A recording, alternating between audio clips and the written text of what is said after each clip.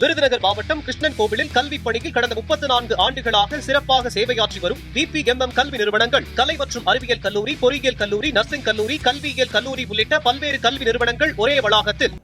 தூத்துக்குடி மாவட்டம் விளாத்திக்குளம் அருகே அரசு அலுவலகத்திற்குள் புகுந்து நில அளவையருக்கு கொலை மிரட்டல் விடுத்த சம்பவத்தில் போலி பத்திரிகையாளர் கைது செய்யப்பட்டார். தூத்துக்குடி மாவட்டம் குளத்தூரில் முத்து சென்ராஜ் என்பவர் கடந்த 1 வருடமாக நில அளவையராக பணிபுரிந்து வருகிறார்.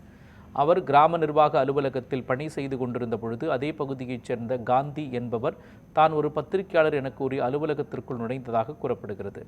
அவருடன் பாலமுருகன், முத்துசெல்வி, தங்கரதி, சேகர் மற்றும் லதா ஆகியோரும் சென்று நில அளவையரை ஒருமையில் தீட்டியதாக கூறப்படுகிறது. மேலும் அவரை பணி செய்ய விடாமல் தடுத்து கொலை மிரட்டல் விடுத்ததாகவும் தான் ஒரு பத்திரிகையாளர் என கூறி மிரட்டியதாகவும் கூறுகின்றனர். இதனால் மன உளைச்சலில் இருந்த நில அளவையர் முத்து சென்ராஜ் கொலை மிரட்டல் விடுத்தவர்கள் மீது காவல் நிலையத்தில் புகார் அளித்தார். புகாரின் பேரில் போலி பத்திரிகையாளரான காந்தி என்பவரை போலீசார் கைது செய்தனர். மற்ற 4 பேரையும் தேடி வருகின்றனர்.